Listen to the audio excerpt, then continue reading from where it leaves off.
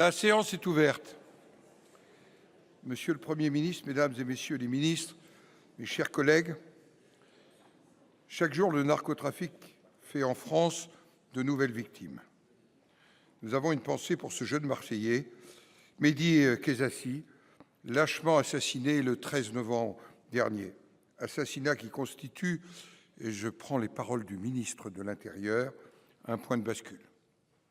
Je tenais à exprimer au nom de notre Assemblée notre volonté inébranlable de faire face à ce fléau. Ce combat, le Sénat l'a porté au travers de la proposition de loi de nos collègues Étienne Blanc et Jérôme Durain, qui recueillit le soutien d'une très large majorité de parlementaires. La loi visant à sortir la France du piège du narcotrafic, promulguée le 25 juin dernier, donne les outils nécessaires à l'État dans cette lutte qui, nous le savons, demande courage, volonté et moyens. Monsieur le Premier ministre, Mesdames et Messieurs les ministres, nos compatriotes et avec eux le Sénat attendent désormais des résultats, notamment avec l'installation du parquet national anticriminalité et attendu pour janvier prochain. Nous en avons besoin de manière impérative. Je voudrais vous demander de vous lever pour ce jeune et sa famille, en association avec l'ensemble de nos collègues des Bouches-du-Rhône. Je vous demande un moment de recueillement.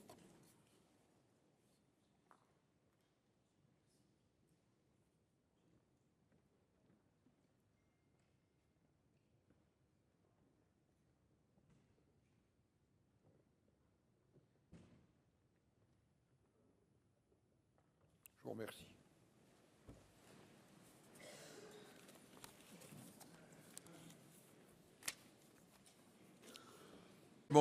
La parole à notre collègue Guy Benarroche pour le groupe écologiste Solidarité et Territoires.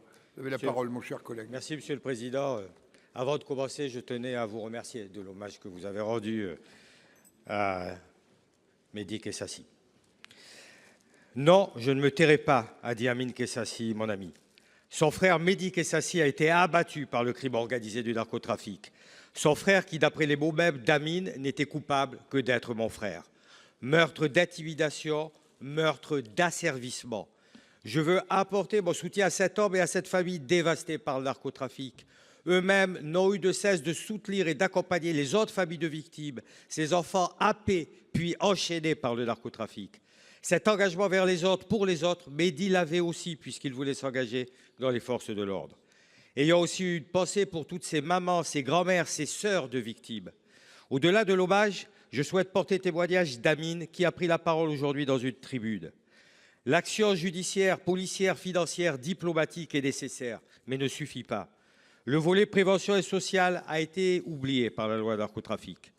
Dès 2024, nous portions le besoin de la prévention de l'engrenage de ceux tentés ou obligés de rejoindre cette économie mortifère.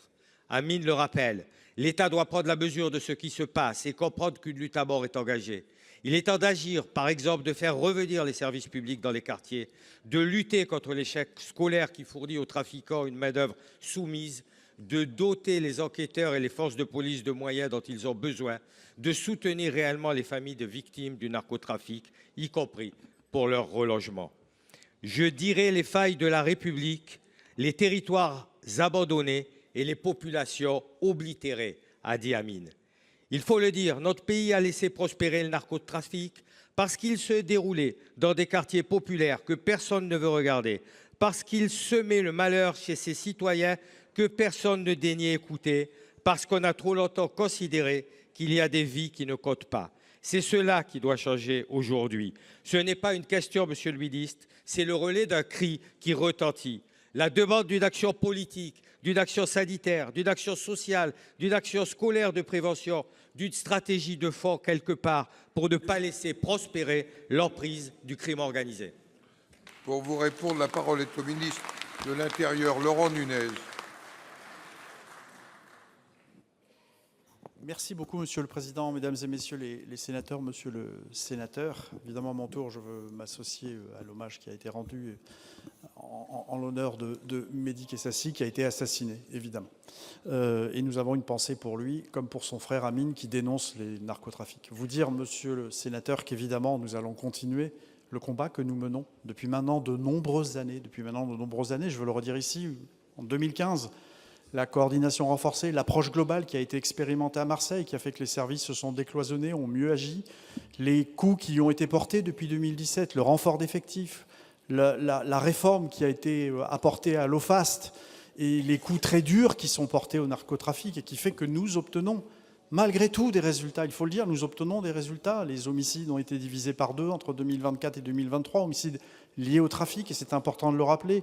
Les réseaux démantelés augmentent, encore la Castellane en avril 2025. Mais vous l'avez dit, monsieur le sénateur, évidemment, nous le partageons, le gouvernement le partage, le ministre de l'Intérieur que je suis le partage. Il faut faire encore plus, il faut faire encore mieux.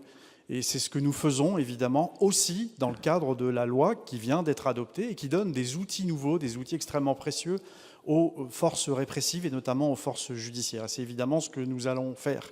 Je veux penser évidemment aux quartiers de détention pour les criminels, les quartiers de lutte contre la criminalité organisée en détention. Il y a 26 membres des mafias marseillaises qui y figurent. Et puis nous allons travailler avec le PNACO qui va être instauré au 1er janvier, avec l'état-major qu'a mis en place Bruno Retailleau, alors ministre d'État, qui est à la DNPJ et qui permet de faire en sorte que les services échangent des informations. Voilà, nous allons poursuivre cette lutte implacable contre les trafics. Et je retiens ce que disait monsieur le président du Sénat, ce qu'a dit monsieur le Premier ministre hier à l'Assemblée nationale. Évidemment, nous allons poursuivre cette guerre sans relâche. Nous gagnons des batailles, mais la guerre est loin d'être gagnée. Et comptez sur la détermination du ministre de l'Intérieur que je suis pour poursuivre ce combat. Merci, monsieur le ministre.